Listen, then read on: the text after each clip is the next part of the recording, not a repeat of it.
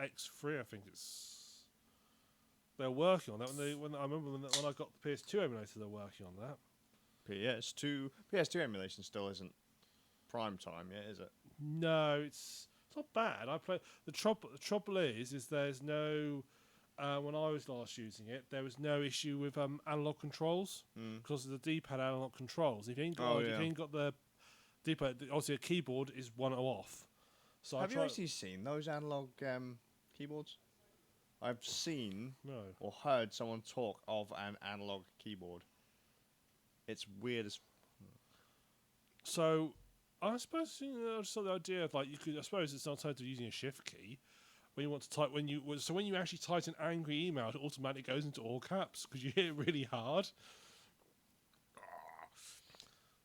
There you go. That'd be great for programming because you got all this in capitals like system dot out dot print. So, wouldn't it be great if, like, when you got those buttons which got like 10 different symbols on them and they're all analog controlled? It's precious sensitive. Like, I want a question mark and light touch for that. Ease in. Why do they not put a shift key? That'd be something that Apple would do, wouldn't it? Take the shift key away and make it precious sensitive. Yeah, and the control key away is like a light touch on a Z is Z, a medium touch is a capital Z, a heavy touch is undo. Whoops, there's all your document gone. Hey, if they the can... power button's the same key. What's the most used key on a keyboard? Well, E, I'd imagine. E. Or in my case, was D. Heavy. The power button, a light push puts it to side. No. You want one of your regular keys. The most used key, heavy press, is turn off. Yeah, that would be such an Apple thing to do. Have you looked at the great monitor stand they've launched? Yes, well worth it, isn't it? Yeah, $1,000 for a monitor stand. Yeah. The monitor, I will give them, is actually worth the cash, but I don't understand. Why didn't they market it to say... The monitor and the stand for $6,000? Yeah, like, why didn't they say it's $6,000 for both? Or, as you go to the checkout, hey... Take the stand away, it's $5,000. Why didn't they do that? It would have made it seem so much. Yeah. But no. Yeah. Instead, you're like, yes, a $5,000 monitor, but the stand. It's like, no. To be fair, I've heard though it's comparable to like sort of 10 or 11 grand monitors. It's been comparable. No, it is. It's cheap actually as a monitor. It's quite cheap for that. Yeah, it's just the fact that the stand is. And let's also be honest, the people who it's aimed at aren't average Joe. No, well, it's not aimed at me, it's not aimed at you, it's not aimed at, like, top-of-the-line YouTuber. This is aimed at movie production teams. And let's face it, if you're a movie production team, £1,000 on a stand is pocket change. Yeah, basically. Well, that's what I did say that to someone on the Tinterwebs recently. I was like, look, this isn't for us. I mean, we can all jump up and down in QQ about it, because he was talking about, like, what the thing can do. I said, exactly, this is a pro piece of kit. However... The average Apple fucking fan is not a pro. No.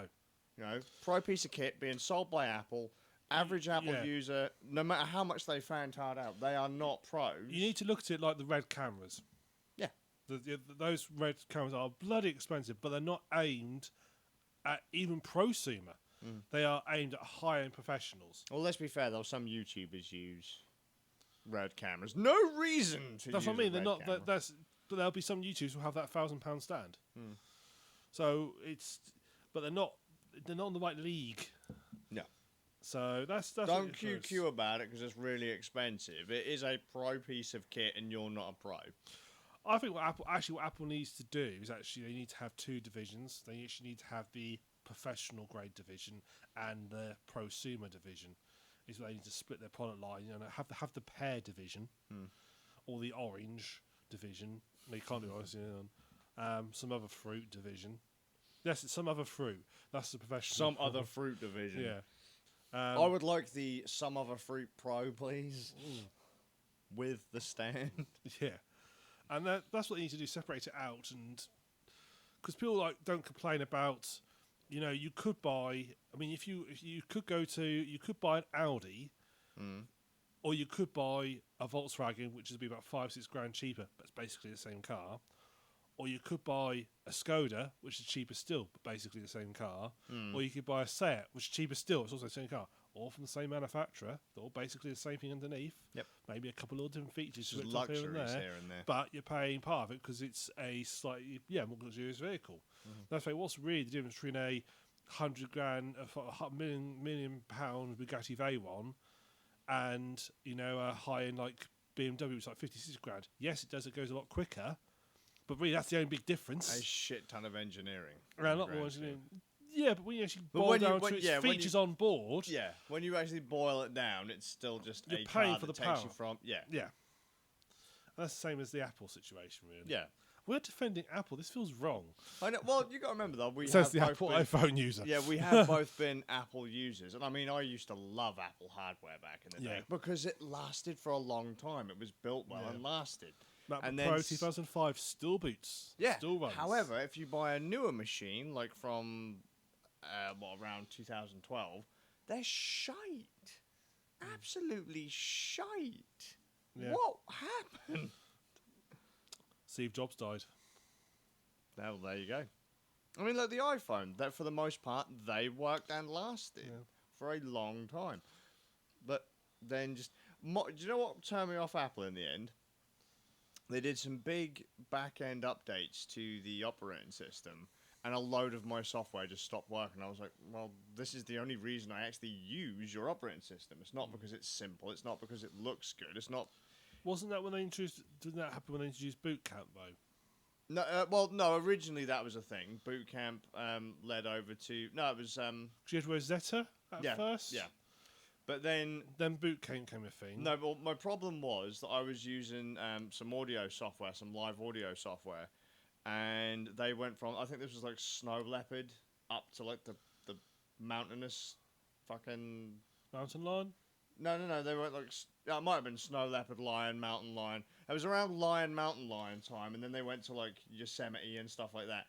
Something in the back... had changed, and the software that I used just wasn't supported anymore. And the developer, it was only a small developer, they said, well, we haven't really got the time or the manpower to do it. So it's going to be like it's got to be a kernel level something. So fundamentally, how it talks to the CPU, something's changed. So basically, when that piece of software went, I was like, well, this is one of the main reasons I use an Apple Mac. Like, this software isn't available anywhere else. There are now Windows equivalents that are very good, but that wasn't the case like nearly 10 years ago. And so I was like, we're gonna have to swap. We're gonna have to change. And when it came to buying the next few computers, we went Windows. Yeah. It was a nightmare because a load of my software and stuff like that was locked into, or my files were locked into the Apple ecosystem. Yeah. But once I cut myself free, I was like, well, you know what? This is actually nice because I can move to where the hell ever I want now. Yeah. And then become a Linux boy. Yeah. Well. Oh, I do like. As we better say. Good evening on the TheSuffolkRam. Skazz, I'm leaving all that in. Yeah. Welcome to episode 116 of the Randers podcast. It's episode 114 isn't up yet, is it? That's because there's an issue. There was, right. Anyone that's been like, hang on a minute, 116. Where's 114 and where's 115? What's going on, Skazz? I've done them. I've done my job. Internet no like Skazz. That does seem to be the thing, doesn't it? Because I thought it was the last episode that was going to cause us trouble. But it turns out we had a server issue, and every time, because you were here, you've witnessed it, every time I try and send 114 to the server, it's just like, no. What I think it is it cuts off just as I start talking about Battlestar Galactica. And I think your laptop might be a Cylon and doesn't want me to talk about it. That could very well be it. In fact, yes. Yeah, but we've decided that's what the problem is. So it is coming. We're trying alternative ways of uploading data. It's coming. It is coming. That's annoyed me, though. That has annoyed me a lot. Yeah. Well, we were going back because because neither of us check Hangouts very often. It was like a 2 or 3 days. It doesn't matter though, does it? Because it doesn't even update. Like I haven't been getting notifications. New Google products, because we were talking in a previous podcast about finding Hangouts. a new service because Hangouts is dying. Google don't actually put Hangouts on their new phones. Because I got a new smartphone after mine fell apart. Which confirms all we read was it was going to be shut down. So, can you download it? I haven't looked. I didn't even realise until today that it wasn't even on my phone. I didn't even look for it. Yeah. I message Skazz, and neither of us check Hangouts very often, so I message you. Then a couple of days later, I got a reply. Then I saw that like a couple of days later. Then I messaged back a couple of days later. Then so it's basically, you know how when the spaceships go to orbit, there's like a time delay between them. Having said though, that's only in between Mars only about 20 minutes. So we're slower at getting communication between us than it is to send a message to Mars. I think we might need to talk to the folks at NASA. Yeah. To be honest. Guys, basically the communication's probably... So could you set us up with whatever it is you've got going, because we clearly haven't got that. Very differently. Yeah, we're doing really bad, and we've got modern internet connections, and they're like, you just need radios, guys. Radio? To be fair, if we set up a couple of antennas, we should be able to reach each other, I would have thought. Yeah, most likely. Yeah. Should we do that? Yeah. Do you know what would be really funny if we get like ham radios? We just like sat there, run mate, the file. God. I was like, why are we using Discord for this? We could do, but we got this instead. Fuck Discord. It's bad enough we were trying to use Hangouts. What happens when Discord shuts down? Skazz, come in. Skazz, come in. What do you want? Yeah. The upload has failed. The upload has failed. God blimey. That would really throw anyone listening up. They're like, what the hell are they talking about? Yeah. The render has not completed. The render has not completed. Yeah, it really tripped me out when you said that I was missing the end of the file. I was like, you said no, it wasn't. It's like, well, it is. Here's a picture. Well, I even checked the actual the files. It would help if you're checking the correct one. Oh yeah, for sure. But then I checked them. Well, we checked it this afternoon, didn't we? Yeah, we did, and it was fine. Yeah, they're all fine. So then we were like, okay, that must have been the one that had the upload issue.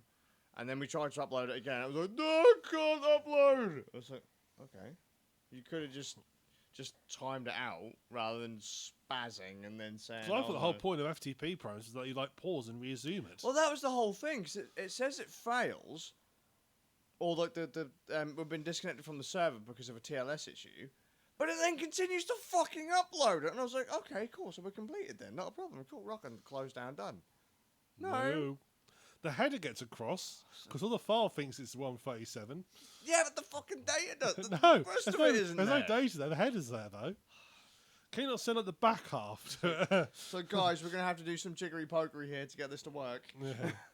I use a different server. We've got to use some technomancy to get this going. Yeah, good old Mega. We're uploading elsewhere. So it is coming. I promise. I've written the notes. I just need to embed the file. Because I'm efficient.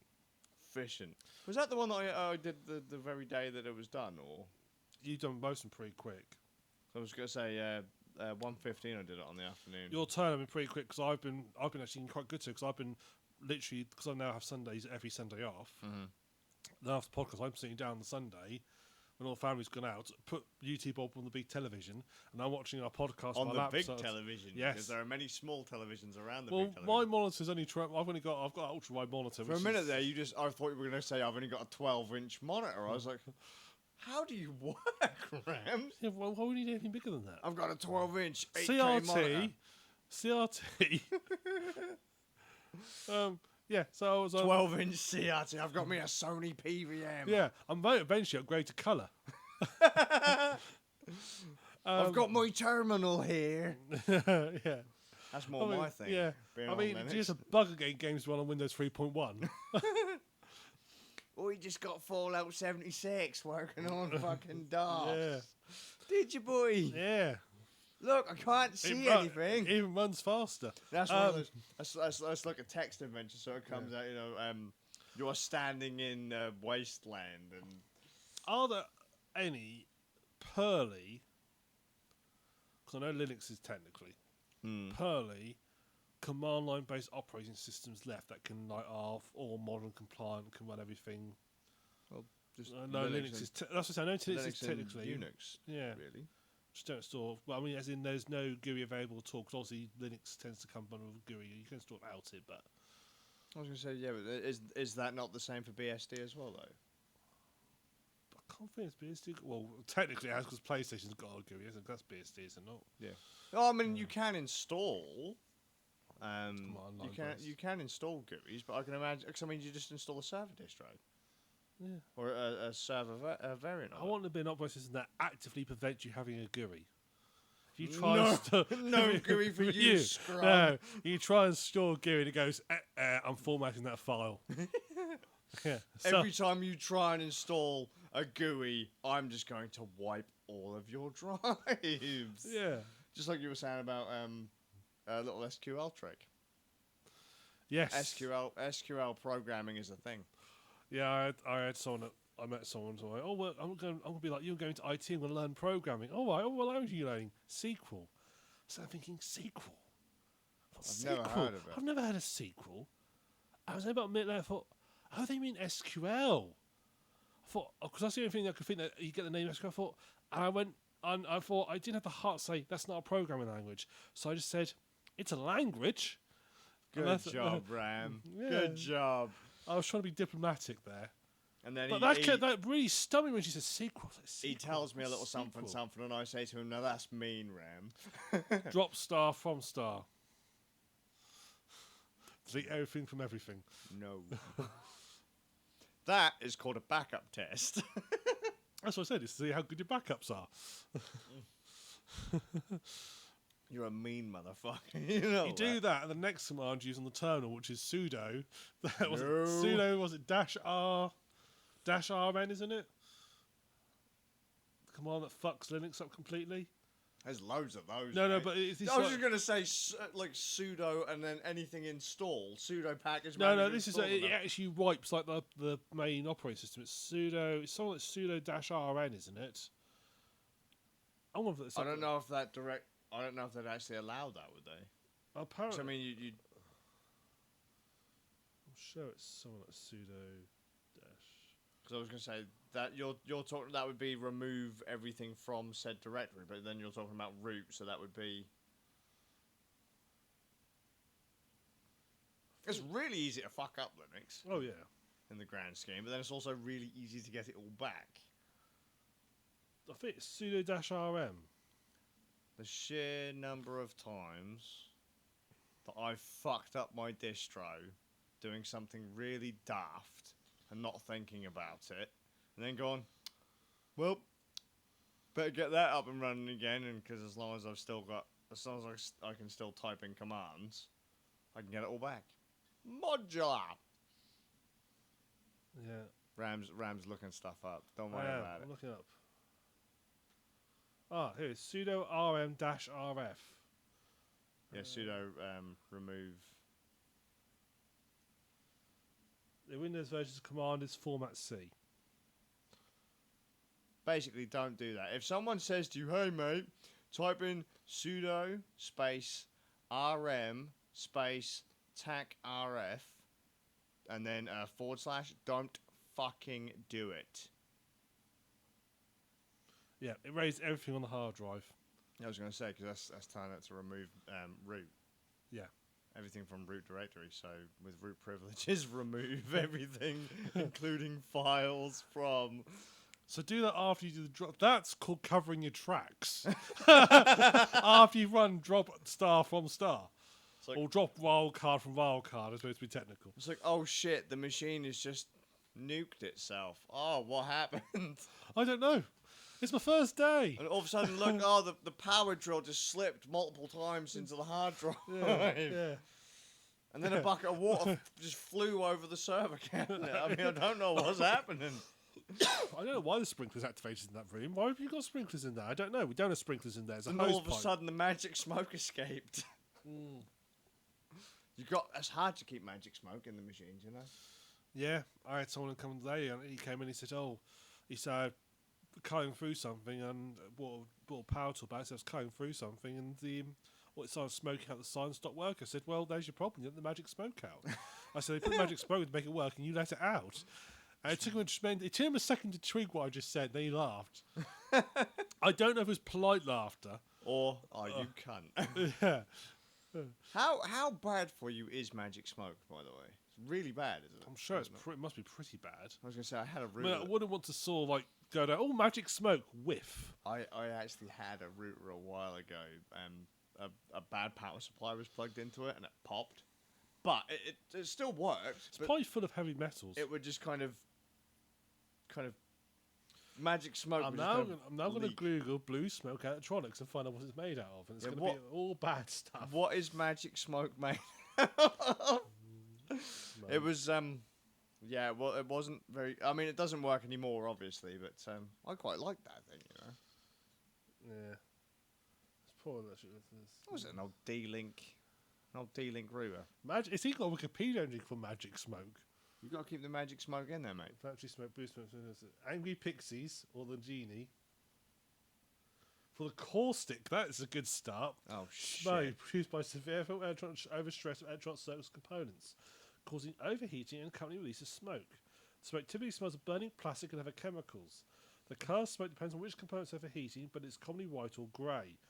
Monitors eventually leads results of component failure, but without prior displays of release of smoke. Can I just throw out there? I was already brain damaged before this happened.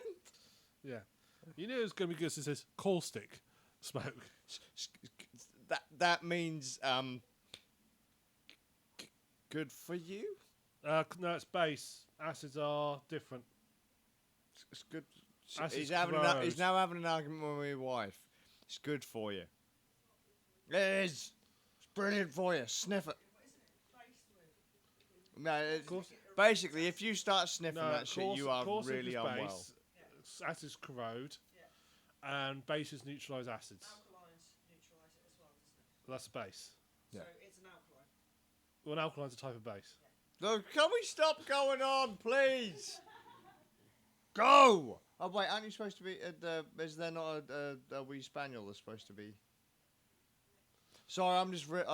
This is our typical podcast, just random nonsense. Just want to throw out there, the reason I'm so stammery here is I'm realising, oh my god, I really fucked up. It's that moment when he realised he fucked up. Yeah. Sitting in a room with magic smoke coming out of the back of that thing was probably not a good idea. Cool though. Probably not. It's probably like you increase your chance of cancer by 0.0000001%. What was it someone said to me? Oh yeah, eating. What was this other one? Eating chicken nuggets increases the risk of cancer, and I was like, well, I guess I'll die then. Using deodorant increases the risk of cancer, which is why I don't use any.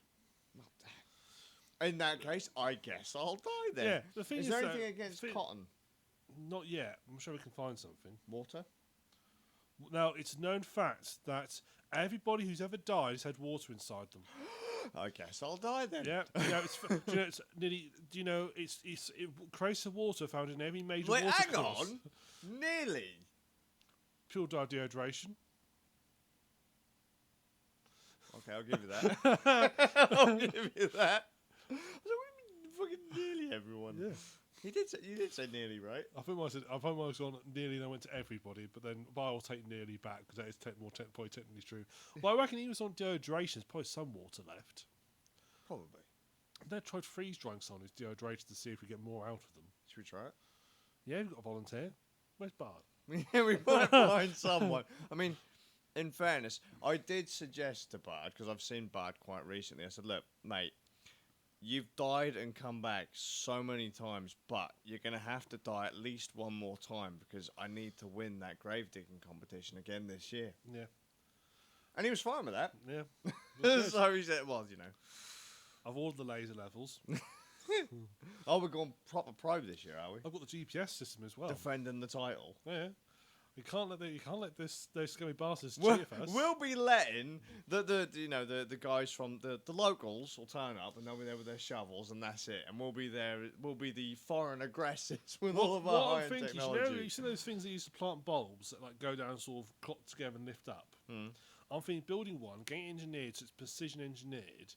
That's got like a big scoop and it goes down and will just lift out a perfectly rectangular piece of ground. And it's got to be ridiculously over-engineered. Oh yeah, ridiculously over-engineered. It will cost several £million. But it's mounted to a bespoke. It won't even be like something that gets mounted, say like a telehandler. It'll be to a bespoke piece of machinery it gets mounted to, only available for that purpose. I don't know, although I have heard birds attacking. So maybe. We have, just in case anyone's curious, a baby crow. Have you? What have you called it? Brendan. Brendan the Crow. Really? It's technically Brandon, but okay. I take it you've never seen The Crow. I've seen a crow, not Star- that crow. Starring Brandon Lee, The Crow. No. Brandon Lee, is that like sort of like Bruce Lee's sort of It's brother? Bruce Lee's son. Is it really? Yes. I was thinking that'd be flippant, but he's actually. Yeah, Why would Bruce Lee could have named his son Brandon? Yeah, but Brandon. Of all the names he could give his son, Brandon. Well, it doesn't matter. He's dead anyway, so. Oh, I thought you were talking about Brandon for a second. I was thinking, how is so Brandon's dead as well? Yeah, Brandon and Bruce are dead. Yeah. Brandon was killed during the filming of The Crow. Right. I thought it was a film. No, in the Crow, the character of Brandon Lee gets shot, but at one point, so it's considered a hardcore accident. I'm using bunny ears here because we're putting on our conspiracy top hats whilst drinking lager. Carling, Shit lager. that works. Basically, what had happened was the guy who manages the guns on set. Yeah, I remember. Right. He was supposed to have loaded up with dummies, Right. and so in the film, Brandon's character gets held, and then he gets shot. Nothing's supposed to happen. Just so looks like a flash and a piece of paper. Like, isn't like paper or something in there? It's usually gunpowder, but I think it depends how close range, because also Yeah, for sure. a blank at short range can still kill. Yeah, for sure, because it's got like a tiny ball of paper or something Yeah, to that effect yeah. in it. We used to fire blanks when we used to do reenactments and. So basically, that's what it was supposed to have in it. However, they say that some of the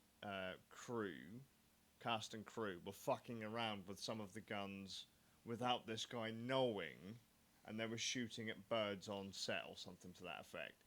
So when it came to Brandon getting shot on screen, there was an actual bullet in the gun because no one thought to check it. Although I can get that, I would but say I would someone say should have checked that the I second would. it was I about was to going be. to say, if you're the armourer, I'm pretty sure if you're the armourer, you check it before the scene Fuck is yeah, shot. I would Why have. would you even have the guns out of your sight? That's it. But So that to me sounds like the armourer is. Well, I'm just if that's true, he's bloody incompetent. yeah, for sure. That's why a lot of people think it was a hit rather than an accident.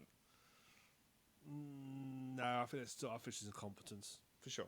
More likely, yeah. Never put down to malice what can be explained with incompetence. Mm-hmm. And I put that down to incompetence. Yeah. Sounds like, because there are shit people in every industry, For sure. so I put that down to incompetence. So yeah, so Hey. he died on set. All right. Brandon though, why Yeah. Brandon? Well, I mean, because Bruce's This name, it's not actually Bruce. I can't remember his actual here's my son, his name. Nigel Lee. Nah. I mean, Brandon. I don't. Should we get to the actual podcast? Yeah, We've shall been we gone start? for about Yeah. 6 Go- hours. go- I'm not cutting any of this out. 29 minutes. We've not actually discussed anything. 29 minutes. Enjoy it. Yet. But, yeah, this is what they You've come had here a behind the scenes This of Crow and Ren Nerds. Look, just think. We talk. We actually are supposed to. You mentioned about shit we talk when we're off air. What we talk about. Mm. And it's worse than this. Yeah, we do gather on an awful lot, don't we? We do. We good. do. Anyway, games you've been playing. Have we been playing games? I haven't played a game. I'm surprised, actually. I was Well- a bit worried. Well, So I played 2, but I can't remember what they were. I planned to actually finish a game today before I came over here. Do you remember a couple of years ago I talked about a game called Code 7? Which is like a hacking game? Yeah. Well, they released another 2 episodes of it. So I thought to myself... Was it episodic? It was episodic, yeah. When I spoke about it, they released episode 0 and episode 1. Episode 0 was... episode 0 was the free... Basically, was free. Then episode 1 was when you paid for. So episode 0 is basically the demo. Right. So I think, yeah, they were trying to be a bit clever. Oh yeah, for sure. So episode 0 and episode 1, I talked about it, and then I was going to mention the release of the last episodes. Well, to be honest, they took their sweet time about getting everyone's release, and to the point that they released episode 2 and 3 at the same time. Oh. And they released them like about a couple months ago. But when I talked about this game 2 years ago, so it's taken like best part of like 2 years to get the next 2 episodes out. Has there been a quiet hit? No. I was Oh. about to say it to you because I thought myself. Well, I know it's been a long time, but the fact that they spanked them both out right on top of I one think another. they must have been developing code of everything at the same time. Okay. Well, that's what they said. They've been developing basically at the same time because they saw to make sure they interlinked well, and as a result, they thought they could release them both at the same time. Sure. Okay. So I'm playing that, and I thought myself, it's only a couple episodes. I've done episode games before. I can get these both because I got home from the farm probably about 12:15. Yeah. Got home, had a shower, de-pigged myself as I call it. Yeah. Watched the muck flow away down the pipe, and I thought, I know, I'll play both these episodes today. Before I go to the podcast, I'll play them both, and then I can say how the games come So along. it's just fresh in memory then. Yeah, exactly. Do you want to just quickly, well, keep going and then rewind to tell people? I will do. Give them a refresher. I will do. Yes. So, at about 1:45, I started playing episode 2. Right. I finished playing episode 2 at 7:30. Oh. So quality-wise, it's bloody bit good because that took me fucking 5 hours. Oh, good job. That's not bad for an episode. And I think actually, I think about the other ones were quite episodic as well. So, Code 7, what it is they call it a hacking adventure game. Mm-hmm. So you interface. Your screen basically looks like this. You have it's in 3 sections. Your bottom section's like your command interface, and you also have like a little character portrait of who's talking and so forth. And that's where you put all your commands. Okay. Top right, you have a map of whatever you are, Mm-hmm. and top left is like your log, and all the conversations appear there. When people are talking, they all appear here. Actions All appear there. What you do and so forth. The commands you give and so forth. And you basically, how the game starts. Now I've got this memory because I haven't played the first 2 again because I want to refresh my memory. I thought I'd just leap straight in. Mm-hmm. You were on a ship that was going to investigate a base with another colleague. When you got there, your ship got captured or shot down. Something happened to it. Mm-hmm. I'm playing this about 2 years ago, so this is all from memory. And you found yourself with access to a computer, and your colleague didn't have access to a computer. So you basically had to help her through the base by like opening doors for her. Oh yeah, I remember. And you'd see on the map, and so you could like open doors, and there'd be like waypoints as well. So you could say, right, okay, go to this place here. Because at some point she encounters like there's a killer robot comes at her, and she manages to run into like a lift, and the door closes, but the lift won't move. The robot starts bashing its way on the door, trying to break through. And you have to very quickly go into the database, try and find the reference code for this robot so you can find its override code. And obviously you have to hand type these commands in while you're doing this and get your way through it. And Just so you're you know, panicking. Ram did the panic typing motion. I did the full-on movie hacker mode where I'm just rounding hitting keys on the keyboard. I mean, it helps you out a lot because there aren't many commands. This ain't Hacknet. There's not as many commands as Hacknet. Hacknet's more of the simulation of being a hacker. This is more hacker-style interface, but it's mainly a story game. Yeah. So you're sat there, you're tapping away, and it gives you all the commands. Like, will tell you, right, okay, these are the possible things you can type in, and you can literally, as soon as you put the first letter, it appears on screen. You can hit enter and go to the next stage. You know, having to type every command out. No tab complete. There is tab complete as well, Oh, good. but you don't have to do it by default. So let's say the command is system.intelligence. As soon as I type in system.I, it'll just pop intelligence. If I hit enter, it'll just recognise that as a command. Unless there's 2 commands, we have I, in which case it doesn't. So you do this, and then I said I had to quickly find this code, and I was able to interface to the robot and shut it down. Long story short, she eventually finds you as a brain in a jar, and you've been uploaded to a computer. So you're not interfacing with the terminal; you are the terminal.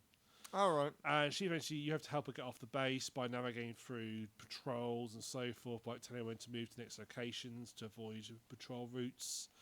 And you just by giving waypoint commands like move, a bit like a point and click adventure, but you're telling Or an old text adventure? Yes, very much like a text adventure where you're saying, but you've actually got a map, so you say, so on the map there'll be like the location point. Or as they called it back in the day, interactive fiction. So the map will have like location R1, R2, R3, and you'll say like, okay, move to R2, move to R3, and you'll use it to navigate around and so forth.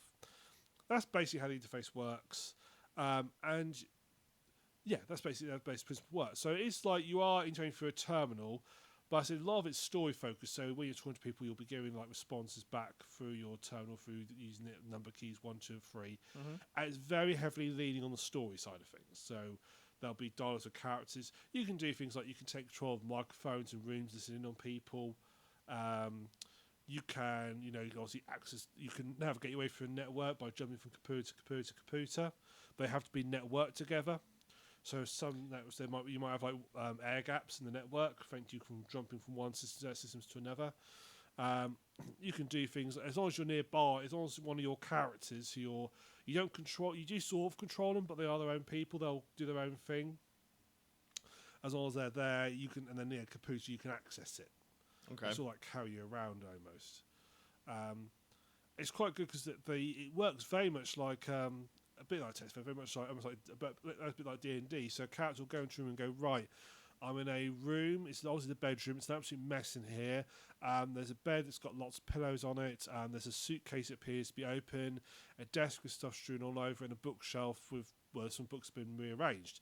And then you can say, okay, interact with the bookshelf, and then you'll go and interact with it, and they'll tell you something. And how you advance the stories by, following clues and so forth. Sure. It's kind of in that it doesn't ever explicitly tell you what to do. It'll give you a vague objective, so it's like, right, figure out yourself. So you have to actually think about what you're doing. It won't like handhold you the whole way, which is quite neat. Wing it. No, and there are points where you have to find like key code bits. So I had this section of the one I played today. I had to basically it would give me a challenge phrase, and there'd be a decode phrase to go with it. But what was interesting, the decode phrase was like an extra step in between. So the decode phrase would be like, okay, here are your decode phrases. Here are the reference IDs, 176, 173, 245, and so forth. But the challenge code would be like AST, and you have to work out what the link is. To be honest with you, I just haven't figured that link out. Okay. So you're still golden. I've completed. What I did was, the first challenge code was AST, and I guessed. I've got about 8 commands. I've got 1 in 8 chance of being right, so I guessed. I was wrong. I went back to this file and had another look again to see if I missed something, and I saw it said disallowed this code, and the usage number was 172. But its next challenge phrase was ASD. I thought, that's 2 letters the same. Let me have a look. And there was another one there which was 174. I thought, well, that's 2 letters the same. That difference could be the 4. So I went back here and put that code in, it was the correct code. I still not figure out how that links together. Unless I missed something, and there's like some sort of cipher, like 1 means this, and I missed it. I don't know. I have no idea how that linked together. Worked though. That's all it worked. That's it. I got through it.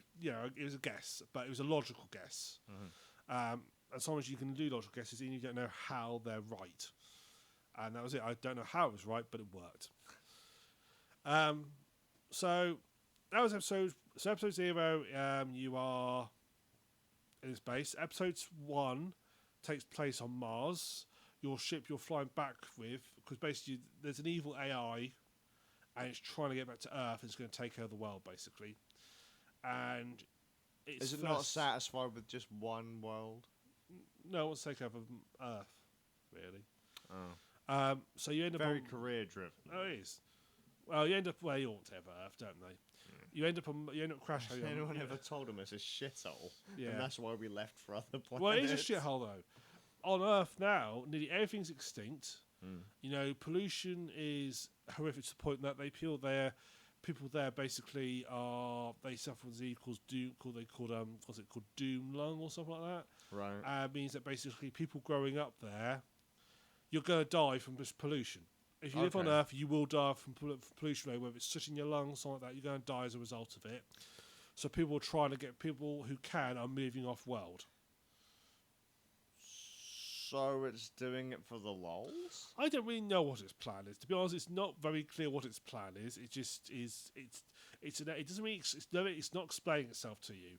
Yeah, it doesn't want to be a Bond villain so that you can foil its plan.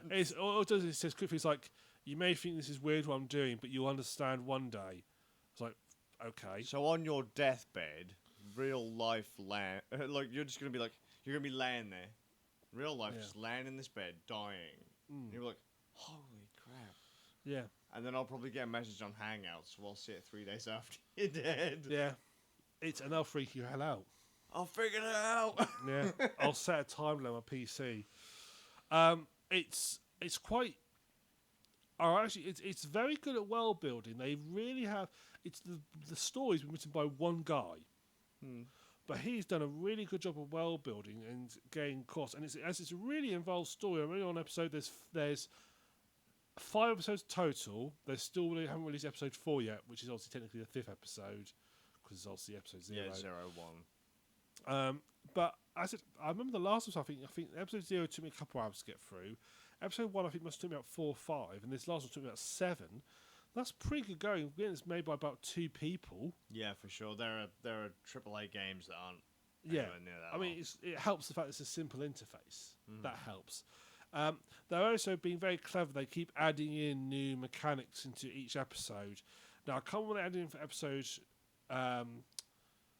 2. Actually, no, episode 1, what they did. So you had a way that you had, like, episode 1 allows you to do these man-in-the-middle attacks. Basically, you go into a network, and you'd have to, like, sort of, like, jump between nodes to make a link to the other part of it. But there'd be, like, programs searching around for you and so forth. You had to try and avoid them. Okay. And, do, like, sort of man-in-the-middle attacks, sort of very vaguely do it. What this one's introduced basically 3 mechanics. Episode 2. So you have you work for 2 agents, and all these agents have animal sort of names. So your Agent Bear and Agent Raven. Agent Raven, she's got the ability that she has this hollow disguise. Okay. That she can basically change herself to look like somebody else. Now, to do that, she needs ideally look at what they look like, obviously.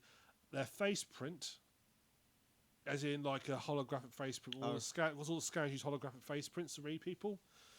And obviously a voice recording if she needs to speak to people. Because without the voice recording, she'll just sound like her.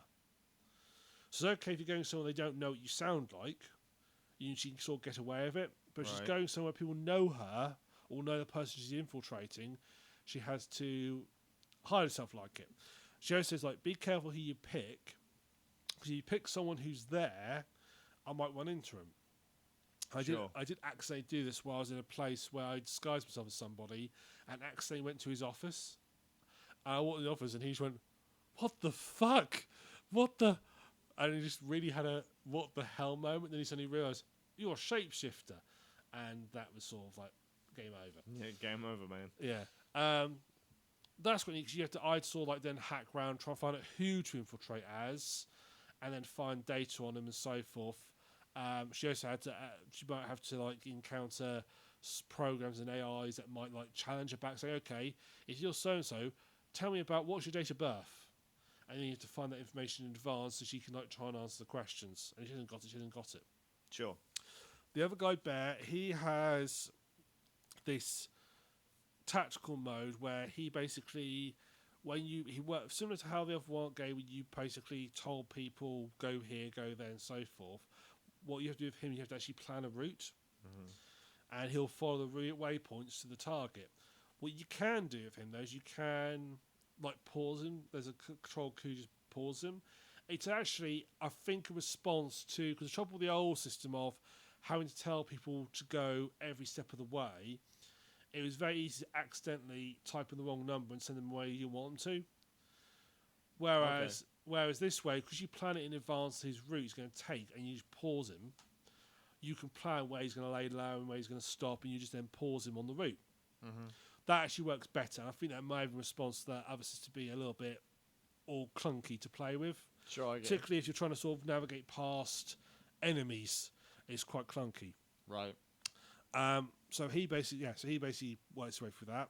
The final system they add in is they add this thing called Muffet, who is a little robot but he can go in like small spaces like air vents and so forth.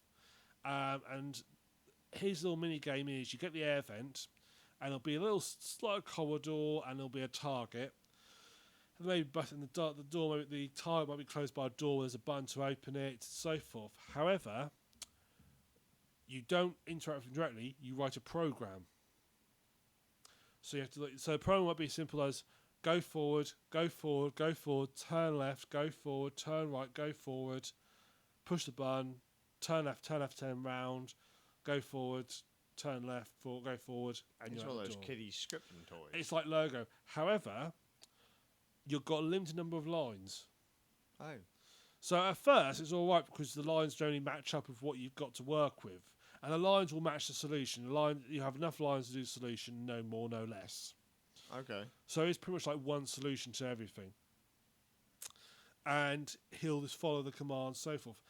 At first, you've just got basic go left, go forwards, go right. Simple commands like that. Later on, you'll get access to while loops. And also access to if statements as well. So you can put decision making in there as well. I will admit, I got a bit frustrated because obviously I found that quite straightforward. Being programming as a hobby, that was very straightforward to me. However, I'm used to in programming having access to commands that I didn't have access to. Okay. So, for example, the while loop, you have to give it a condition, and it's very limited to what conditions you can have.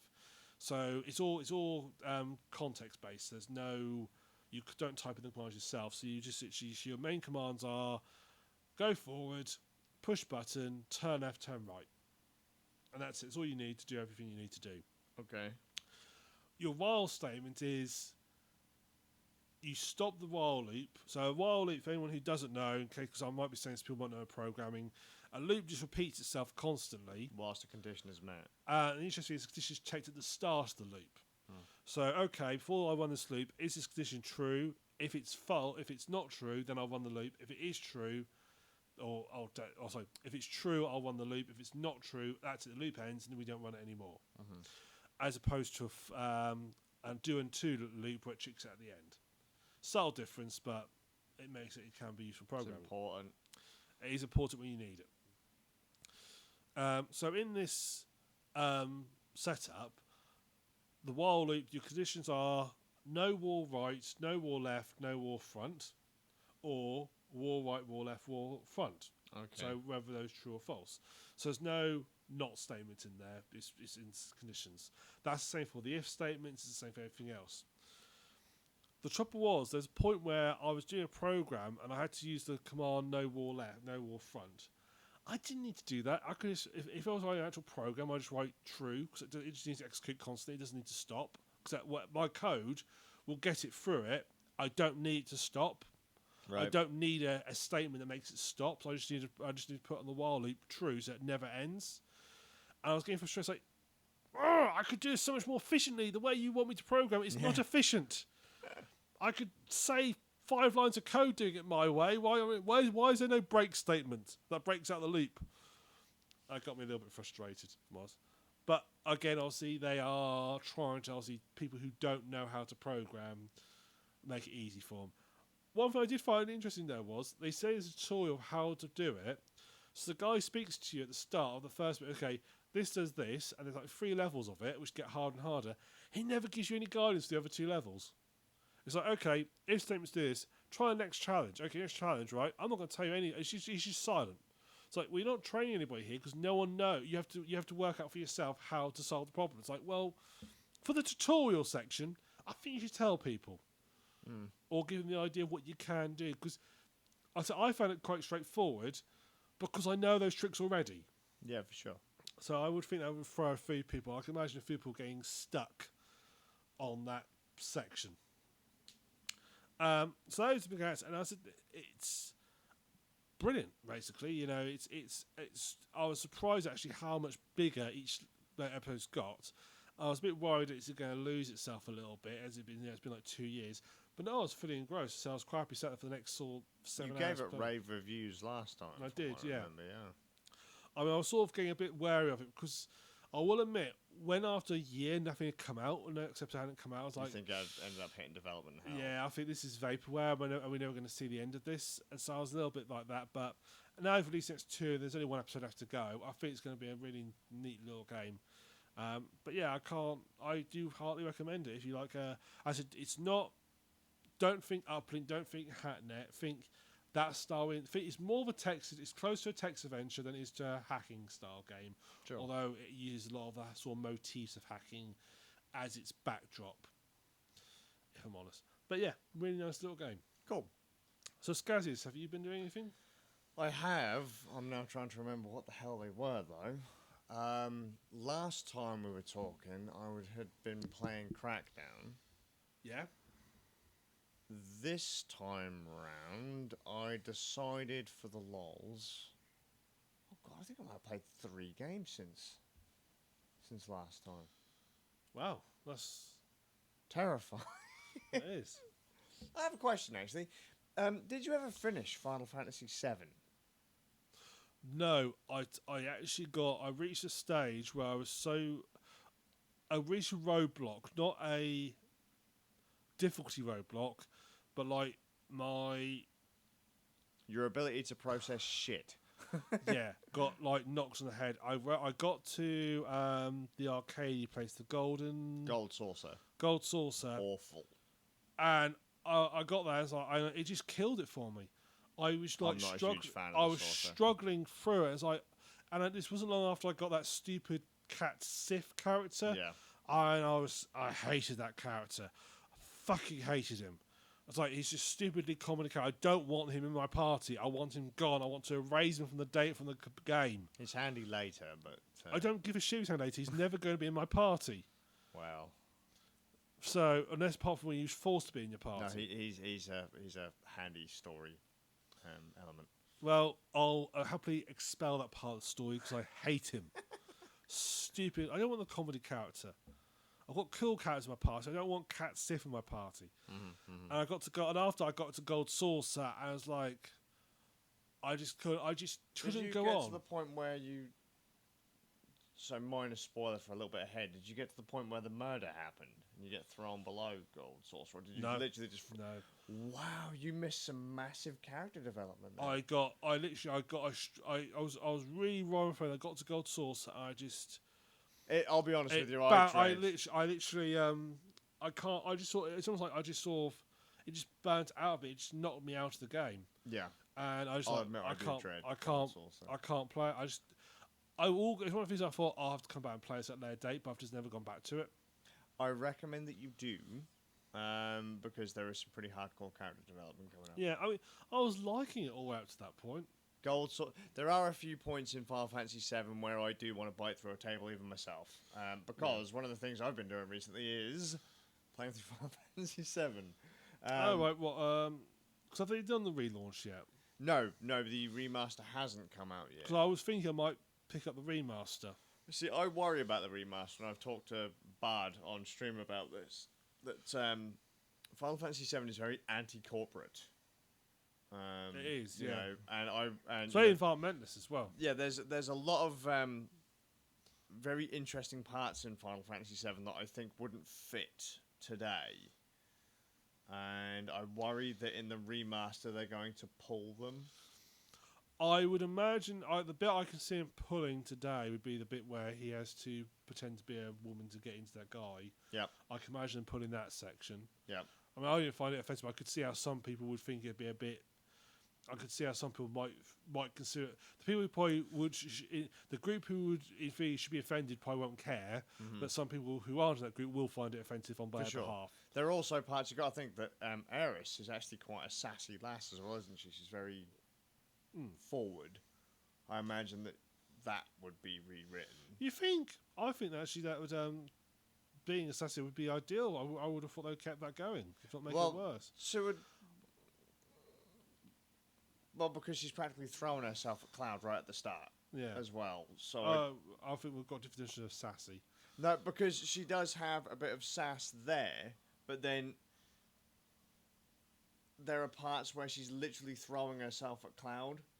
So she's got the attitude, and then all of a sudden she becomes... Because everyone looks at Tifa as the kind of sex object of the game. But the one that acts out on it and has the most tude is Aerith. Yeah, I would say Aerith is a strong character in Tifa. Hmm. I wonder if they'll change it, and they'll make it so you can save Aerith. No. You think? But that was No. there was You'd be the code was in there though for the original game. They just never finished it. You would completely rewrite the canon of the game if you did that. But there was a section of the game where you could originally, in the old code, they found the bit you could. There was a bit where you were going to have to save. They just never finished it. Well, like I say, if you put that in, you'd completely fuck the canon of the game. If you could save Aerith, spoiler alert. I just wonder if they dies. might finish that bit of code off. No, because that would fuck up all character motivation from that point on. I mean, that would completely destroy all motivation from that point on. But yeah, I could see him putting it back in. I could see him doing it. Sure, but like I say, if you were to succeed, then that would fuck the story completely. Because I mean, you've got to think Final Fantasy VII isn't just Final Fantasy VII. No. It's before Crisis, Crisis Core, Final Fantasy VII, and then Dirge of Cerberus and Advent Children. If you fiddle fuck ass around with that one piece, you've completely destroyed all the other stuff. Perhaps that's what they went with to make it possible, but incredibly difficult. Sure, maybe. Cloud would lose a fair chunk of motivation from that point. And near enough the entirety of Advent Children would disappear. We'll be interested to see. But I worry that the remake they'd change a fair bit. It looks very nice, but I do worry that they're going to change some of the things about Final Fantasy VII that really made it great. In the grand scheme, I've already said that in Final Fantasy VII, if you want to remake Final Fantasy VII, just give me old Final Fantasy VII story with Final Fantasy VII Crisis Core's playstyle. I'd be happy with that. I've been randomly playing Final Fantasy VII on one of the re-releases. This time on the Xbox One. It recently got re-released. Really? Well, it got re-released on Xbox One and Nintendo Switch, and I bought it on both because I saw it on Switch. I put it on Switch. We recently started playing Xbox One again as of like May. People May. mock Bethesda for putting Sky on everything. So what? Yeah, well that's it. Like I mean, Final Fantasy VII. I'm thinking about it. I own it on PlayStation 1, PSP, PlayStation 3, PS Vita, PS4, Nintendo Switch, and Xbox. And then obviously I've got I can emulate it on anything I want. Oh, and I own it on Android as well. Is it on Android? Yeah, there's a version that was ported to Android.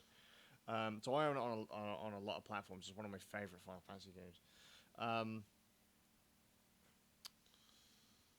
God damn it. Yeah, I started playing through one of those I started playing Final Fantasy VI with Bard. Final Fantasy VI is one of his favourites. He came around and he was trying to explain to me why Final Fantasy VI is the best Final Fantasy out there. But Final Fantasy VI was never released in the UK. I was saying, wasn't 7 like the first one? The first one we got was oh fuck me, what was it called? Mystic Quest. Which one's that? Is that an actual? No, is that a number? That's not a number. No, it was a spin-off. It was called in Japan. It was called Final Fantasy USA, which was a dumbed-down RPG for the American audience. But that was technically the first Final Fantasy that we got. Yeah. Then we got Final Fantasy VII. 7 was the first mainline Final Fantasy game that we got, and it was an amazing title. All right, it had its flaws, but it was an amazing title. Good story, nice characters, solid characters, plenty of characters, pretty decently sculpted world, and yeah, my God, I've been playing that through again, as I say, on the Xbox because it's been re-released on absolutely fucking everything, and I've actually experienced some things that I'd never seen before. Really? Yeah, I have never my memory's pretty bad, but I don't ever remember going into the Honeybee Inn. So you know when you go from you blow up the reactor, Yes. You fall through the church roof, meet Eris for the second time, and then head to Sector 7, which then leads to Wall Market, Yeah. which is where you meet the Don, where you have to dress up as a chick. And at one point, you can go into the Honeybee Inn, which is like a prostitute's place, I guess. Yeah, I vaguely Or a remember. massage parlour or I whatever. vaguely remember going in that. See, I don't remember ever going in there. I don't remember ever having to go in there. But this time I did. So I'm one of those people who try and go in everywhere. Well, see, because it turns out you talk to an NPC and he gives you a membership card. You can just walk in. I don't remember doing that before. I may have done it before. I just don't remember it, and so it kind of blew my mind. There have also been times because I've watched Final Fantasy VII Advent Children, the film that follows on from Final Fantasy VII today. I must have watched a completely different cut to that film because it seems longer and characters who I only remember being in it briefly were like on screen a lot. But I have to say I love that game. I love that series. That could be nostalgia talking a bit, but that was a really well made game. Up to the point that you get to Gold Saucer. But I do recommend you go through Yeah, that. I will sit down and try and go through it. It's just fun. It's just one of those things that just I don't. It's not often I have it happen in a game where I'll just hit a point where it just completely knocks it. I think I've been enjoying it so much. Yeah. And that Gold was Saucer such is a bit of a shit swing. bit. It just sort of tarnished everything. No, I have that all the time. Yeah. And Gold Saucer isn't great. No. In fact, you are at kind of a weak part of the story, but it does have some hardcore world building or character building right where you are. Yeah. Well, not long after that. I don't think I've actually played Final Fantasy VII properly in nearly a decade. So this has actually been kind of nice. Yeah. And to play it on Xbox was interesting. Because now it turns out that Xbox has a pretty large selection. With the recent re-releases on Xbox, because they recently got 7, 9, 10 and 10-2, one of the PSP games that I can't remember the name of, and 12. But Are they just releasing them on Xbox? Those on PlayStation as well? No, these are all on PlayStation as well. Cool. And on Nintendo Switch. But the Xbox has the added bonus of also having backwards compatibility with the Xbox 360 games. 13, 13-2, Lightning Returns, and obviously Final Fantasy 15 is on there too. So there's a huge selection of Final Fantasy games now available on Xbox. Even more on PC though. I think that might be more than on PlayStation 4, but it's been nice to just sit there and play it on just play it, just to have it accessible, having it accessible to nearly everyone, which drives me on to my actual game that I was playing up to that point, Shenmue. Do you know of Shenmue? Yeah. You played it? I've not played it, but I know of it. Okay, so it's an open worldy-ish game developed in the late 90s. Drive a forklift. Yes, you can. Actually, I'd never done that before, up until recent history. So, it's an open world e-game developed by Yu Suzuki and Sega for the Sega Dreamcast. It was a very early example of kind of an open worldy adventure game of this type, where you play the character Rio. Your father is a martial arts master, and you come home one day and find that there's a strange car parked outside your family dojo. You go to the dojo, your dad is now getting his ass kicked by a random Chinese guy. And it turns out this guy is like a member of the Chinese mafia. The Triads? Yeah, basically. And, I mean, you don't get a huge amount, because from this point on, your dad gets wrecked, Chinese guy takes something from your father, and then waltzes off. Rio is now out for revenge. You now have to kind of...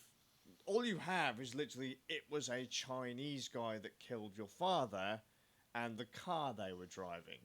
Rio then has to go around town and find out information that will eventually lead him back to this man. Yeah. And you'll get this from walking. Right, so basically, you have a day and a night cycle. You can walk around and talk to NPCs. You can interact with all manner of objects. Like, you can literally open up drawers in your house. Just walk around your house, open up drawers, look at items that are in there, pocket the items. You can dial the phone, check the phone book. Just all manner of things. It was a very early open world game. It was very, for its time, it was very detailed. Yeah, I remember reading that they've actually got to the point where they actually made it so that the weather on the dates matched the weather back then. I believe that might have been a thing. Sure, I've read that, so. but yeah, I mean, it was very, very good for the time. Voice acting was a bit flaky because I'm playing the English version. There was a Japanese version, obviously. It was done by a Japanese team, but I had never, ever finished it. It's basically Ryo's quest to find the man who killed his father, and it was developed alongside Shenmue 2, and it was supposed to be a 5-parter, I believe, but the game tanked hard, and it sold practically nothing anywhere. Yeah, it's one of those games that, as you say, everybody who played it thought it was brilliant, but nobody bought it. Yeah, basically. But because they developed the second one alongside it, they were like, we'll just release both and then just be done with it. It's done now. Shenmue 2 is a thing, it's done. So basically, you'd finish Shenmue 1, load your save file up for Shenmue 2, and then I guess at the end of Shenmue 2, you're supposed to load up for Shenmue 3. That never happened, so Shenmue 3 is coming. After a Kickstarter and some funding by Sony, it is coming, but sometime this year, I think. So Wow. I thought, for a laugh, I'd gotten quite a way through the adventure of Shenmue back in the day, back on the Dreamcast. And I picked it up on PC when it came out on PC, but because I was playing on the Xbox, I thought, you know what, it's cheap on the Xbox. I'll pick it up and I'll have a go, see how it goes. And it turns out I was literally right on top of the end. Right on top of the end. Isn't when I that always stopped the on way? Dreamcast. I say right on top of the end. I was on the last section of the game. Everyone talks about how they love the world, they love the characters, they love the fact that you can explore and interact with all these characters. You can dick around and go to the arcade if you want. You can go to an arcade, you can go play darts, you can go play on some of the games. There are actually full arcade games in Shenmue. So I always make the joke that when you buy this game, it's Sega's hang-on arcade game with Shenmue attached. You get Shenmue with it. You get Space Harrier and Hang-On, and Shenmue comes free.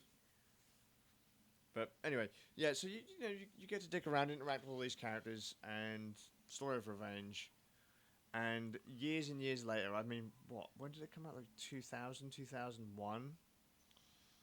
I finally finished it in 2019 on a completely different platform. Even though I've owned it on Dreamcast. I owned the sequel on Dreamcast and Xbox. And then waited for it to be kind of HD remade on... Was it everything you hoped it would be? It's... Because obviously you've built it up over these years, haven't you, to yourself, but never completed it. I didn't think I'd ever finish it. I didn't think I'd ever go back to it, to be honest. Was the ending all that I expected? No, but I happened to know what was going to happen at the end anyway. But it was still a bit of a, that's what happened? That's how it happened? Okay. I mean, it doesn't help that if you owned it on the original Xbox, Shenmue 2 on the original Xbox, because they didn't release Shenmue 1 on the original Xbox, they gave you what was called Shenmue the Movie, which was all of the key sequences of Shenmue 1 put on a DVD. So you just had to put it in and watch it, and then, okay, now you're ready for Shenmue 2. The sort of catch-up mode. Yeah, that was it. It was a catch-up disc. It was okay. All games was. I remember when they released Wesker's Report for the PlayStation 2. It was just a half-hour long thing that just basically got you up to speed, ready for Code Veronica. Good times. It was okay. I mean, the game hasn't aged very well, but you could see what they were trying to do at the time. The controls were stiff. Interactions with characters were a bit flaky sometimes. Voice acting was atrocious. Some parts there was so much dead space you wanted to bang your head into a table. Because, I don't know, it would be 9 o'clock in the morning, you've gone to town, and it's like, okay, I have to go and find this character who apparently turns up outside this shop at about 7 p.m. So you've got from 9 a.m. until 7 p.m. to just burn. And there is no, wait command or fast travel or anything like that. You literally have to wait. You have to go and kill time. Next, you'll tell me it's real time. No, thankfully. But, that was really my only real complaint about the game, is just sometimes you had to just sit and twiddle your thumbs. To be fair, at times on port, though, they probably feed themselves about the idea of a... Because I don't think... Because also, I don't think the Elder Scrolls always had wait commands until... Was it Morrowind had the first one that had a wait command? I think so, yeah. Yeah. So you just had to wait. Yeah, that's it. I mean, you didn't have to wait a huge amount of time, and there were other things you could do. Like, as I say, you could go to the arcade, you could go to shops, to buy food, batteries, which you could use, buy flashlight, which you could use, candles, matches, fucking music cassettes that you could listen to. There was a full world there, so there was plenty of things for you to dick around with. I remember playing Oblivion, so I wasn't going to use the wait command. Wasn't going to use it. Nah. Yeah. That lasted all of 3 hours. And then all of a sudden I started using the wait command. I was like, I can't be fucked with this. I did try to stay away from the U Arcade, which is where I normally spend all of my time in Shenmue, but I went there quite a lot. But yeah, it's actually really straightforward. As you find, the game gives you a notebook, and as you reach a kind of a plot point, it will write down what you have to do. Go and find so-and-so at such and such a place. And it's literally just telling you where to go, and you can fill in gaps along the way. You can learn martial arts. No, I have an actual gripe. Combat in that game is bullshit. It's fucking bullshit. It feels awful. Rio is supposed to be a boy raised in martial arts. It doesn't feel good. He may have been raised in it, but he never took to it. Clearly, because it doesn't feel good. Thankfully, there isn't a whole hell of a lot of combat there. Oh my god! And it's an early example of QuickTime events in games. There's quite a few of them in the grand scheme.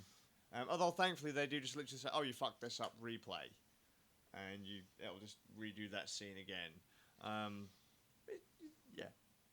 It's all right. I would like to go through Shenmue 2, but this is where I'd like to have a little gripe.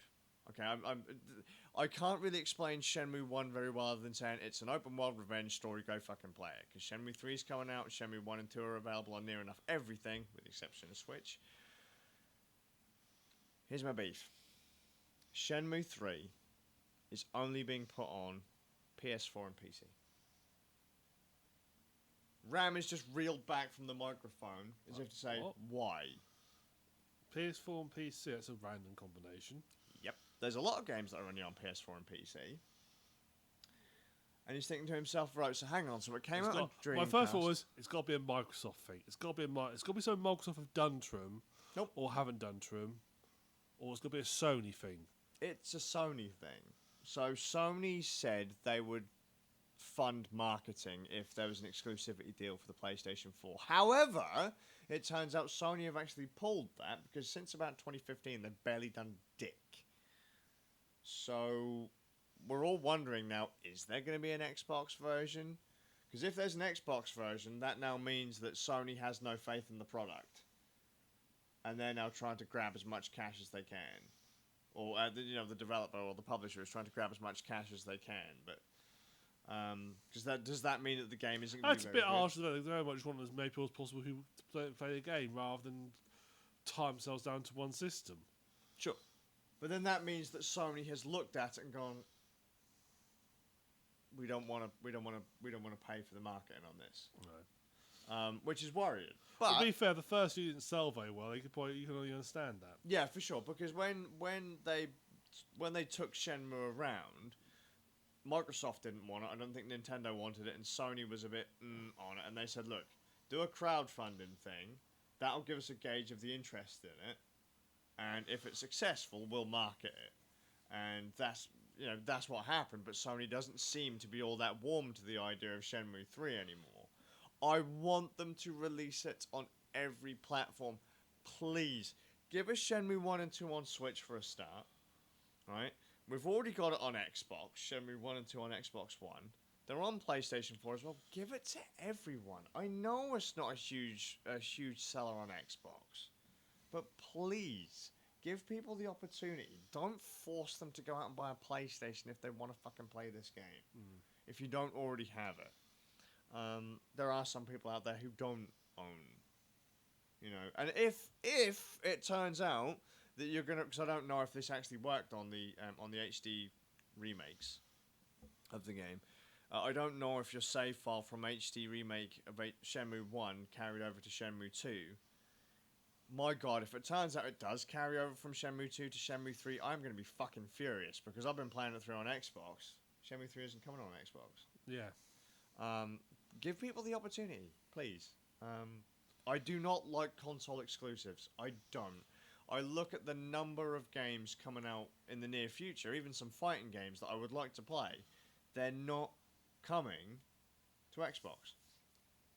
They're only coming out on PlayStation. It's like, well, my PlayStation's bust, and I don't really fancy buying another PlayStation end of life just to play these games. That's not fair. I mean, it kind of is, because, it's corporate greed at its finest, but there would be nothing hurting them to put it on that system. Good game. Currently being soured to it, though, by shitty marketing deals. Yeah. Have you ever thought of trying the series? I'll be honest, no, I haven't. I know of it. I can see it. I've never thought of giving it a go. I mean, I think when it comes to big open world games, I tend to shy away from them a little bit now because they're just such an investment of time. In the grand scheme, after I beat it, it's probably only about 16 hours. Well, that's not too bad. Considering the time, I mean, they only had like a gig to work with. So it was never going to be a massive game. I mean, it literally takes place in the area around Rio's house, the street outside Rio's house, another small street around that. It's just like a town area and a warehouse. I was saying sort of the big bad, the one who beat his father up, actually lived next door. Well, no, because the idea is in Shenmue 2 you go to China. You actually go to China to try and find the this big bad. Like I say, the idea was it was supposed to take place over 5 discs, or it was supposed to be 5 games, but it got cut short. Really hope they actually wrap it up this time with Shenmue 3, but I'm worried that because it's been so long since Shenmue came out, there's no way it's going to live up to this hype. Yeah. There's no way it's going to live up to the hype. But I was glad to finally beat Shenmue 1. I was a bit shocked to find out how close to the end I was and how quickly I burnt through it. It was still fun. It was still fun. Minor flaws, shoot its age, but it was still fun.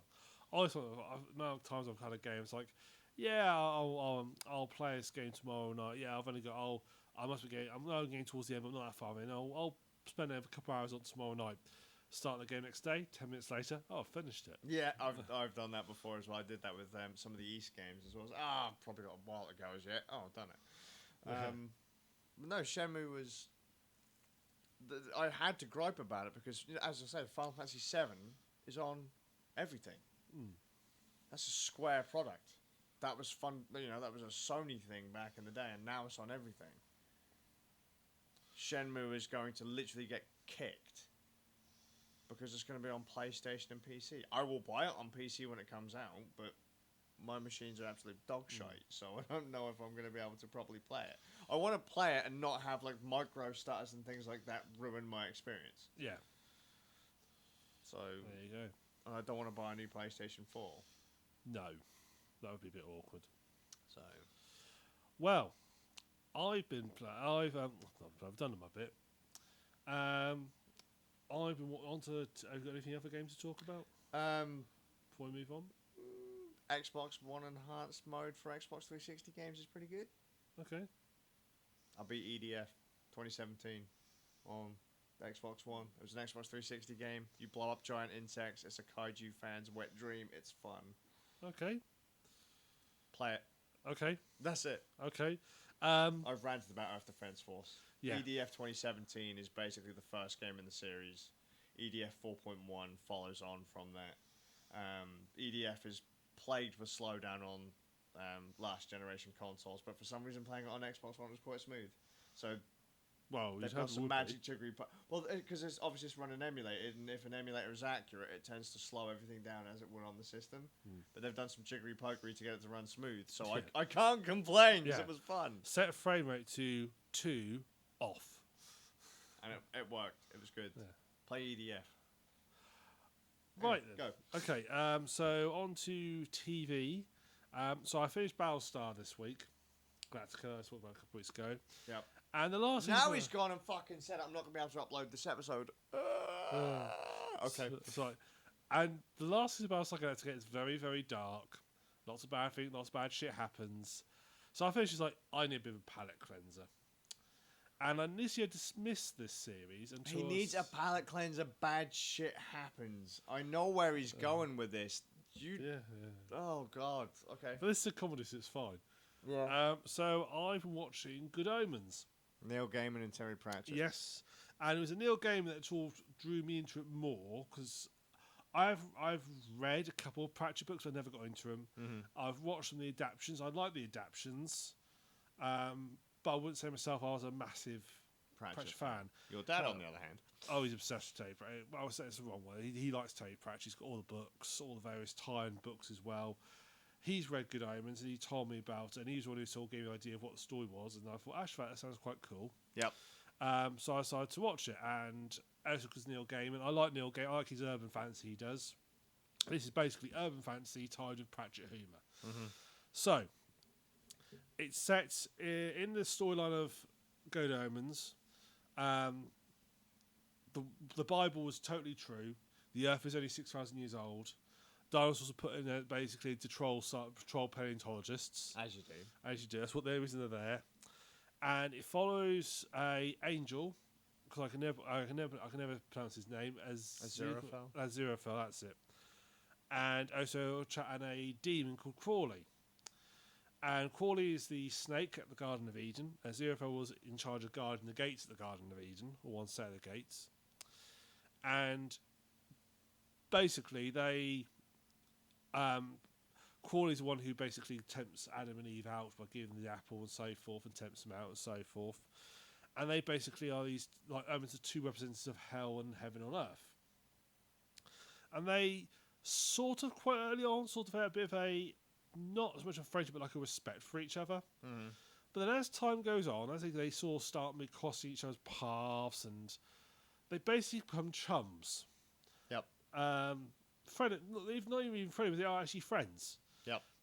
And all's going quite well, and then 6,000 years later, Crowley gets called to a meeting, and he gets handed the Antichrist. Yep. Antichrist been born. Here it is. The time of Armageddon is upon us. When he's 11 years old, 6 days after his 11th birthday, Armageddon happens. And Crawley sort of takes and does his job and sort the baby out and so forth. And he thinks to himself, he kind of likes Earth as it is. Yeah, he's not happy with the idea. Honoured that he's got the job, but he doesn't really want it because he's happy with where he is. He's got a nice house. He's got his old classic Bentley. He's owned it since new. It's like 1940s Bentley. He's owned it since new. He's got all this stuff, and he's got as a nice property. He just lives a life of luxury. Basically, he doesn't really like hell that much.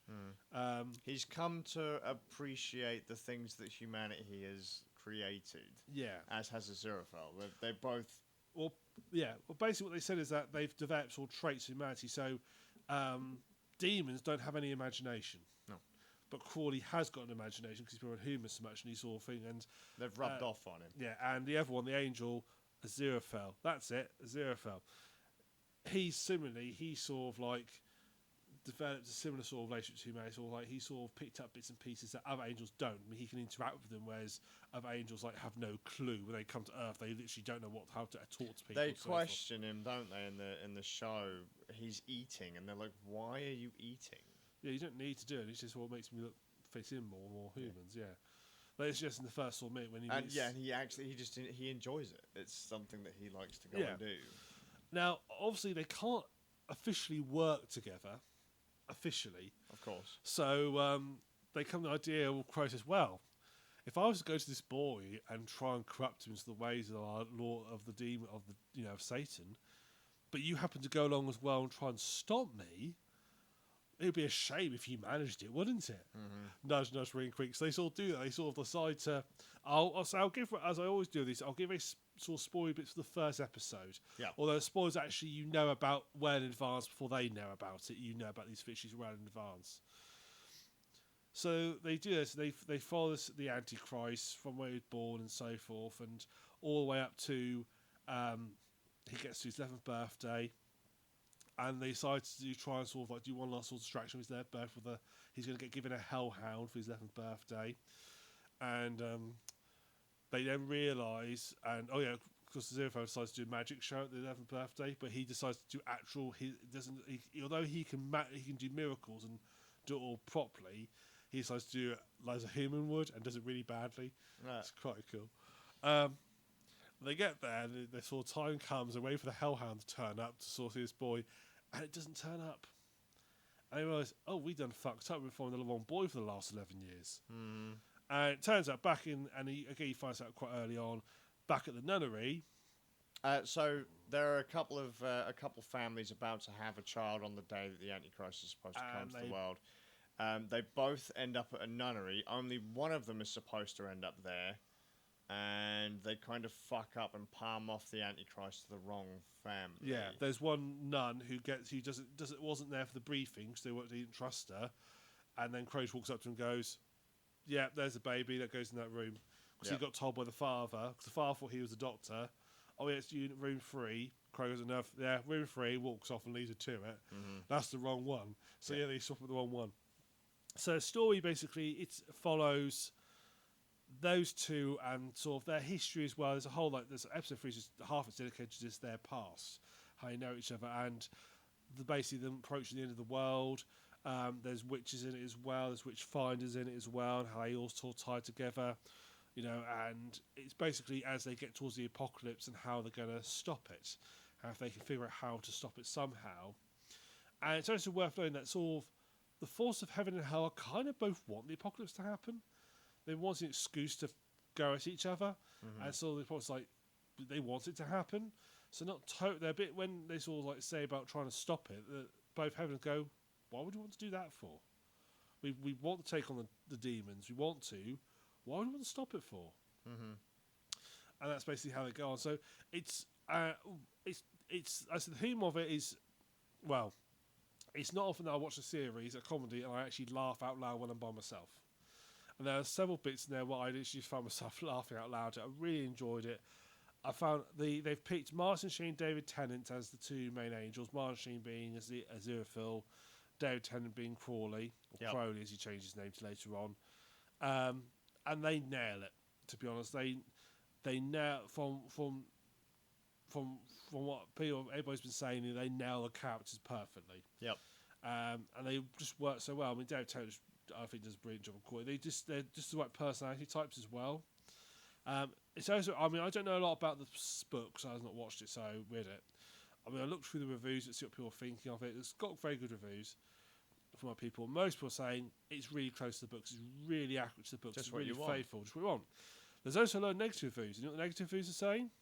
It's too much like the books. What?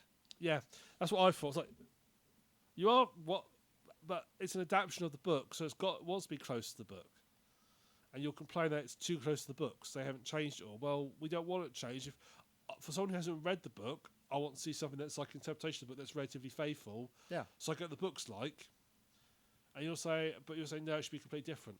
See, the trouble is when you have adaptations of books for the big screen, they're going to take liberties with things that don't fit Yeah. on the big screen. So pacing issues and things like that. Yeah. But So- why would you want yeah. them to take liberties with the story if it fits? Well, that's what I said. Actually, the trouble Pratchett's Discworld novels, why they've never really worked on screen, is because there's so much. A lot of their humour is based in description, and not like the play on words, for example, and sewer rats and so forth. That won't translate well to a screen because people just think, oh, they're just pronouncing insurance funnily. They won't get the joke. Yeah. So that's why Discworld, I always think they've done done what they can. They never really worked that well. But Neil Gaiman, he wanted to, because Sir Terry's not here anymore, Rest his soul. he wanted to keep it as faithful to. He's probably quite pissed that we said that, you know. He probably would be. Bless him. Yeah, he would want to keep it as close as he could to the books for basically. Because he says there's like. Well, at the end of the day, you can't change things because if you do, what if Terry wouldn't have been happy with that? That's exactly Like what you Neil can't Gaiman exactly you know You can't Terry's ask not him. there to QQ about it and say, look here, mate, you can change this bit, but you're not changing that bit. That's like the main piece. Well, there's one sort of sequence early on where you learn a bit about history of the witch fires and so forth. And they didn't, the producer didn't want to actually film it. They wanted to do a narration with like sort of wood carvings type thing to sort of depict it. And Neil Gaiman thought, no, Terry wouldn't want that. He would not want it done that way. He would want it done live action. So he actually said, no, it's going to be done live action. He stuck to his guns, which I like. The fact that he actually stuck up and said, no, if we're going to do it, we're going to do it properly. Luckily, he's a big enough name now. He can get away with doing that. I mean, if he was if Terry had joined some smaller author, he would have had the clout. But he's got a lot of big stuff in his belt. He can get away with saying, no, we are going to do it properly. And I like that. I respect that. And even at the premiere, there was a seat signed where Terry's hat was put on it in the box of popcorn. Because he said he wanted to be at the premiere, but he couldn't. Yeah. Well, the whole idea was that Terry had suggested to Neil that they make Good Omens a thing for the telly because Pratchett's had so much trouble getting his stuff put on the telly.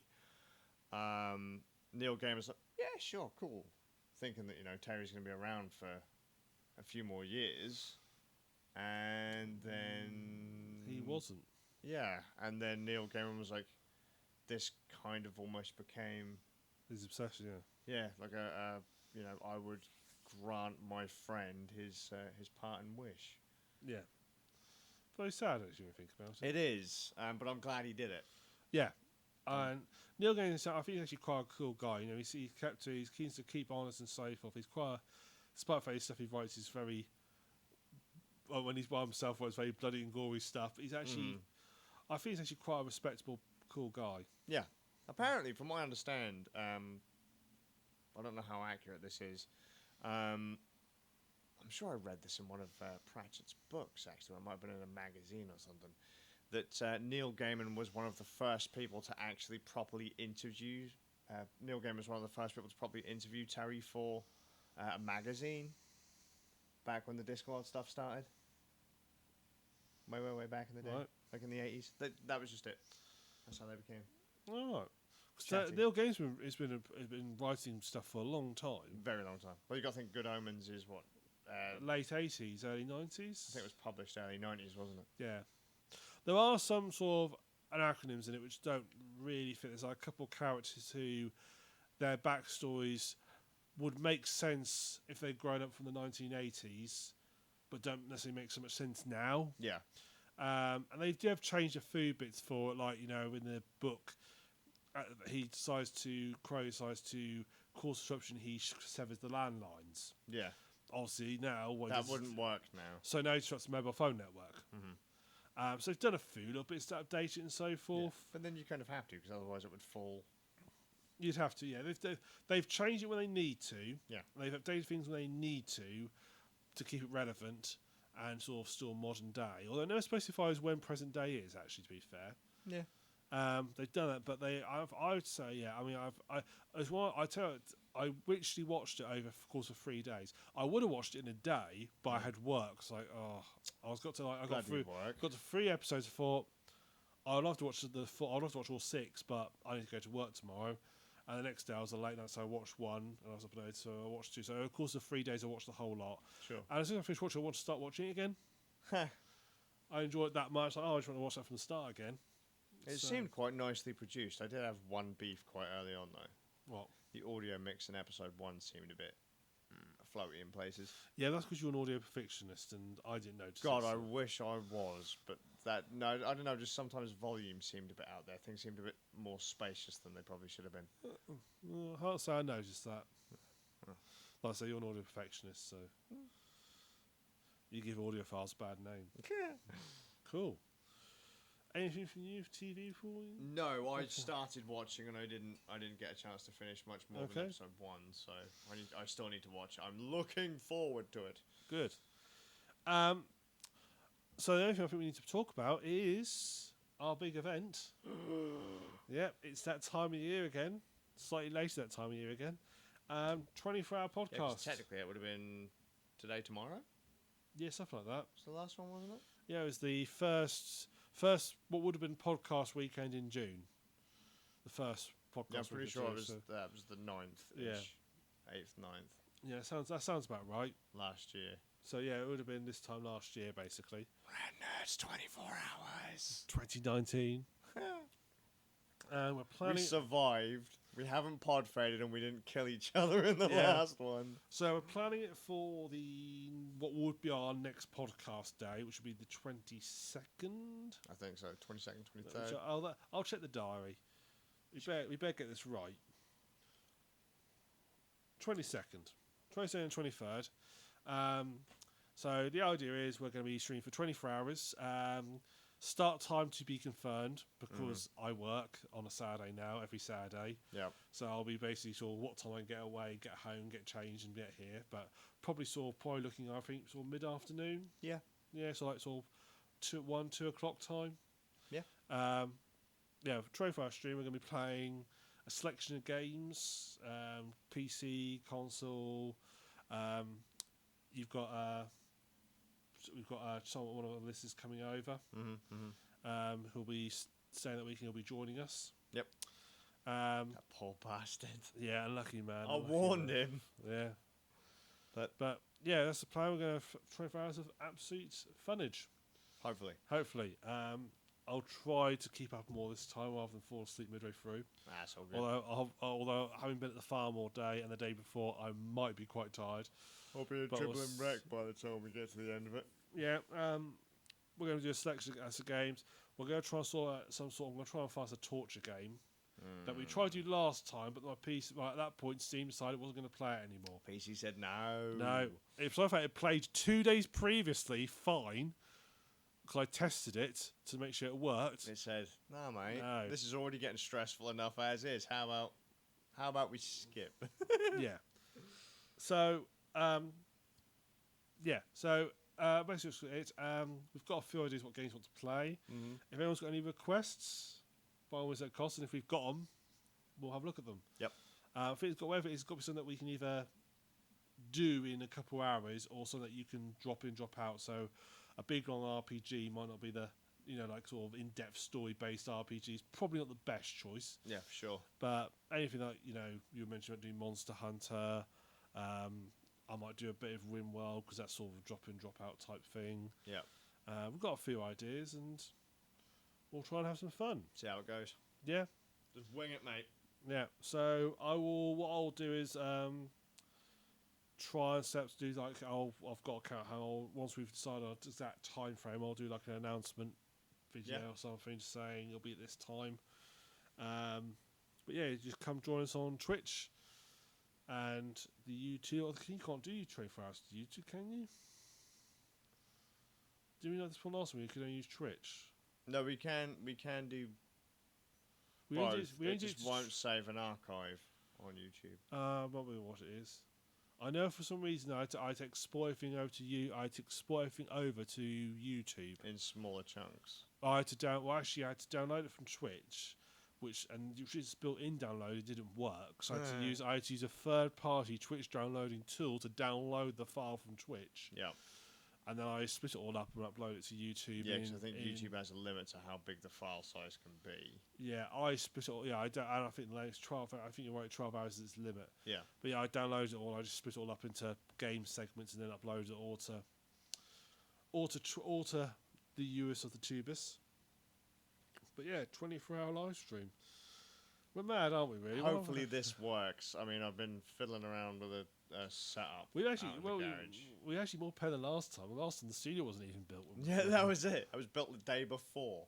Yeah. The first time we probably actually got to set up in there was probably the evening beforehand. Yeah. Well, because I stayed up late downloading loads of stuff to my computer, because also it's going to be offline, because they have a network cable, so I had to be doing it all offline. Mm-hmm. So I was downloading all the stuff to my computer. That is still going to be the same issue. That's this time, fine. by the way. This time though, I'll plan to do it more in advance. Oh shit, this is going to be a problem. I can't play Monster Hunter if I can't get a network connection out there. That's very true. I'm going to have to work on that. Ram, bring your network extension. Good thing lead. we thought about that. Yeah, that would have been an embarrassing moment. Oh, why isn't this working? Oh shit. Oh crap. Yeah. We'll figure out though. I think I've actually got a network switch in my server cabinet that might still work. There you go. So I might have to just. I've got a network switch. Spare network switch. We might have to do some tests Yeah. between now and then. See Yeah. what we can do. We'll figure out. That's our problem to worry about. We'll figure out the day before. Yeah. Now, what's that? Hopefully, we're not this mad. We are going to be more organised, because last time it was like I bought it all over that first about 9:30 Saturday. I think I bought it all over. Yeah. No, it was earlier. It was like 8:30. I bought it all Weren't over. we supposed to be up at 9:30, and we didn't start until about 11? No, we arranged to start broadcasting at 12. I bought it all over at about 8 o'clock, 8:30. I think I bought it all over. And yeah, we plugged it all up and nothing. Oh yeah, your monitor didn't work, did it? No, What was the problem in the end? I can't remember. it was the order you plugged into the you had like a splitter, oh yeah, sure. and it was the order you plugged it in. You moved the order around, it all worked. The PC had to be there was a handshaking issue. the PC had to be the top connection. Fucking cables.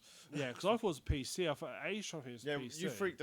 We freaked the fuck out. Because didn't you go back home to try and grab some other bits? I went back home and bought some other net. I think I bought a second monitor with me as a backup. Because that was a disaster Yeah. to start with. I thought, oh we stumbled at the first hurdle. Yeah. But in the end, we just plugged it around to different. Yeah, I think you had to make that the first connection, then it all worked lovely. Mm-hmm. Yeah, that was an exciting sort of half an hour. Yeah. Um, I'm hoping the audio and stuff works this time round. There's actually a setup out there right now. If you went out there and just pressed a couple buttons, you'd be live on. All right, let's go then. So I'll probably, if anyone tunes into like the Rand Nerds channel, there might just be some random 24 hours of fluff. I'm going to be doing some stress tests on it in a couple days. Okay, well there you go. Something to look forward to then. The stress test. Yeah. So I will try and make sure this podcast is actually launched and loaded in time for the 22nd. Because last time I forgot to release the podcast. Oh, the one announcing that we were. The one gonna that do was it. 24 hours. I had to go back and add a bit at the front saying, yeah, anything I'm talking about this podcast and we're putting you up for actually happened over a week ago. Sorry. that was. It's like, yeah, my cock up. Sorry. Minor technical Yeah, problems. I forgot to set it from draft to published. Good job. I won't do that this time. I think. But yeah, so yeah, we're looking forward to it. Well, I say we're looking forward to it. We're sort of like, oh yeah, we've committed ourselves to it again, haven't we? Why did we do that? Oh my god, why did we do that? Yeah. You'd have thought we'd have learnt the first time. Yeah. No. And then I'll get home at 3 o'clock on 4 or 4 o'clock on Sunday, and I'll go. I'm going to sleep now. That's it. Well, the thing is, though, the chap who's coming down is it's going to be me, you, and Zabermall. This is Zaber's holiday, and he's taking part in a 24-hour live stream of us. Yeah. Where's he? Where's he actually staying? He's going to be staying at my mum's place. Oh, really? Yeah. Oh. So we've not got a whole hell of a lot of space I was here. going to say, that's a bit of a shock to the system, isn't it? Has he ever met your mum? Nope. He's spoken to my mum. He's never. He's going to have a shock to the system there, isn't he? Well, it's going to be bad enough. He's going to be hanging out with me, you, and Enki for fucking 24 hours. And Tom, potentially. Potentially. Where is Tom? I looked for the Rock, and he's not here. We lost him. Oh. Or the Warlock might have come here, and poof, brought him back. No, that Warlock's a lazy sod. He wouldn't have come here. Well, maybe. I mean, maybe. Unlikely, but maybe. Improbable. Highly unlikely. Can we get some sort of smoke machine for the 24 hours so we can just have Tom merge out some smoke? Yeah, just. All right. Well, it's sort of stage sparks. They sort of fire a spark and sort of appears. It's like throwing. Oh look, Tom is here. What do you know? Yeah. Give it 15 minutes. He's gone. Evening, again. everyone. Yes, there he is. He's like, what? We're gonna have to tell him he's gonna have to download loads of stuff onto his PlayStation. Yes, I'll speak to him about that. Say everything you want to play must be on there, so it can be played offline. Yep. I shall speak to him. Yep. Hopefully. Yeah. You never know. He might turn up. Yeah. Bless him. He might be de-rocked. Yeah. We'll see. Hopefully, he did say he was going to come here for the whole 24 hours. He did. Have we got that on audio? Somewhere, yes. Ah. I think so. I've Tom, and he said to me, admittedly though, he does work till 4 o'clock, so that's no excuse. Yeah, no excuses. Come straight here afterwards, change his shirt because for social media policy reasons, change his shirt, and then straight away he's here for 24 hours. I won't give him a lift back because I'll probably be not safe enough to drive myself back. Yeah, I'll be fine.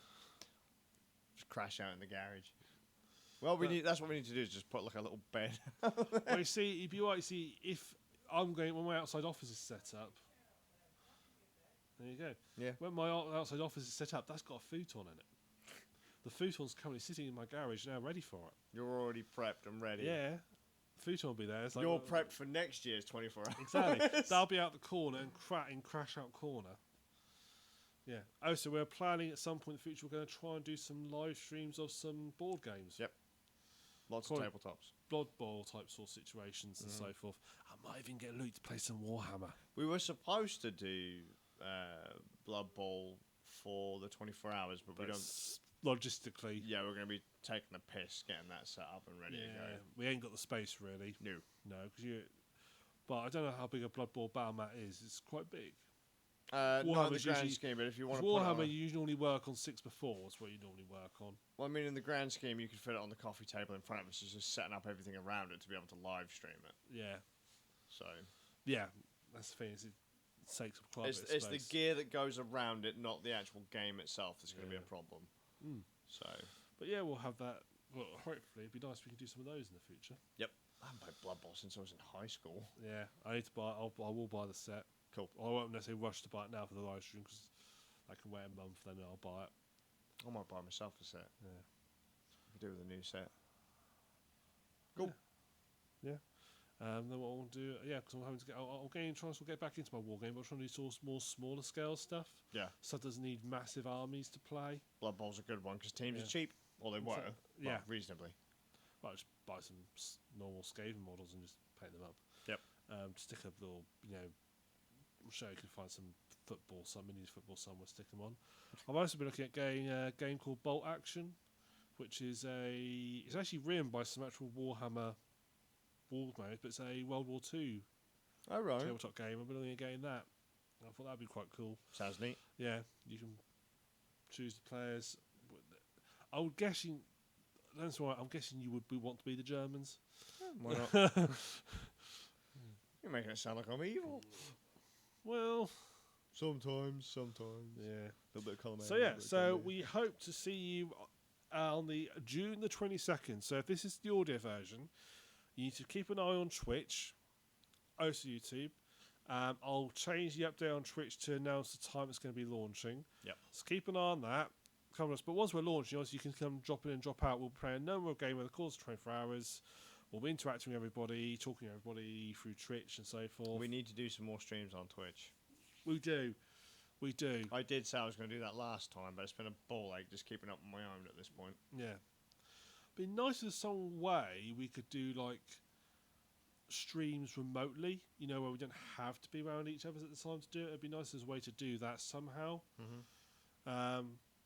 Don't think that's possible. At least not easily possible. If it's split screen, you probably could do it. Could you not? We just got a message, but it came to the wrong place. Well, we are broadcasting on Rare Nerds. But you are being hosted. We have got hosting you on here as well. Yeah, it's just come through to my channel. Just want to throw that out there. Okay. So we didn't see that. We just saw it came up on OBS. So Well, let's have a look. See. you won't be able to see it because that'll refresh chat. Oh, that's annoying. So you can't see your chat history. No, That's annoying, isn't it? so IRC is. It doesn't. It's not persistent. Oh, that's rubbish, isn't it? Yeah. Oh, yeah, you're hosting us. That's going to confuse people because obviously they're seeing you here hosting us. But yeah, come join us. Oh, here it is. Box's best plays with terrain made by a tabletop nutcase. It really adds to it, i.e., wrong window. Yes. But yeah, I'm going to give people about action a try. I want to get Patrol to try. It will probably be because I'm terrible. I'm not shit at painting, so it might be just grey miniatures because I am absolutely shit at painting. Nothing wrong with that. Yeah. We're both colourblind, so it doesn't matter. Yeah. Well, you're colourblind, I'm shade blind. So. Oh, this is the reason I've never got into World War II games, because World War II games I feel like they have to be sort of semi-historically accurate, whereas in Warhammer it doesn't really matter. Look, the Oh, Germans look. are pink now. Yeah. Yeah. My British Defence Force is bright orange. Just like they were in real life. Yeah. They did paint their Land Rovers pink. Not Land Rovers, then their Jeeps pink in World War II. Because in the deserts, pink actually is very good camouflage. I'd have never have thought of checking that. Yeah. The There you more go. you know. There you go. The more you know. Rainbow. And now you know. It's an educational show, though. That's what we should have. We have those little like pop-ups like that, and it's, as we say, little facts, you just pop You up. just, like, press And the button. now you know. We can get a sword for next time. Cheers. Right. So yeah. So from me, the SuffolkRam. Skazz, yours. I look forward to seeing you in a fortnight on our 24-hour live stream. We've committed to it now. That's the bad thing. We've actually committed to it. No! Yeah. All right. I get to tell my friend, oh yeah, by the way, next time I'm at yours, I must be away on time because I'm doing live stream for 24 hours and I'm going to be very tired the next day. Unpaid. Yeah. And the next day, I'm going up. Then on Monday, I'm going back up to the farm to rebuild a Land Rover. As for a long as, week. it's not, as long as you're not fucking around with heavy machinery, you'll be fine. No, I'm not going to throw away home machinery. Good. Unless you count the pigs. I will admit, I got home after the last one we did. I got home because I think I left here about 3 o'clock. And I got back home. I sat in the living room and I said, I'm fine. I felt at that point, I felt absolutely fine. Then I sat down in the chair. And about 10 minutes later, I could feel myself going. And, well, long story short, I went to bed at about 5:30 that day. And I woke up about 8 o'clock the next morning. I can't remember when I actually went to bed. I was quite a fair chunk later. I think I did family stuff after that and then went to bed. Yeah. That's all right. We can do shifts. Try not to become dribbling Rex by the end of it. Yeah. This will be a laugh. It will be. Or if not, we'll die trying. This was laugh last time we did it. Mm-hmm. We need to think of see if we can think of some like sort of multiplayer games that we can sort of like hot seat. Because we did Worms last time, which was quite fun. Yeah. But we need something we can hot seat on, or I might have to have a natter with Zaber between now and when we have to go get him from the airport, because he might have some ideas. yeah. It'd be nice to see stuff we can all join in on. Yeah. So hopefully none of us will be with us as well. So all right then. So see you in 24 hours. See you in 24 hours. Oh my god! See you in, let's see, so 168 times by 2 is 370, my brain's not work, it's been a very long day. 336 hours. But that's based on nearly midnight. We will, so assuming that we start at 2, so that's would have been 10 hours ago. So we'll see you in 318 hours. Now you know. I think that's right. No, it's good I enough. think that's right. It's good enough. If it's right, I'm not convinced it is. If everyone, if no one turns up, it's fine. Times by 2 is 328 hours. Mate, they already missed it. They already missed a little bit. See you in 328 hours ish. Ish. Bye bye, everybody.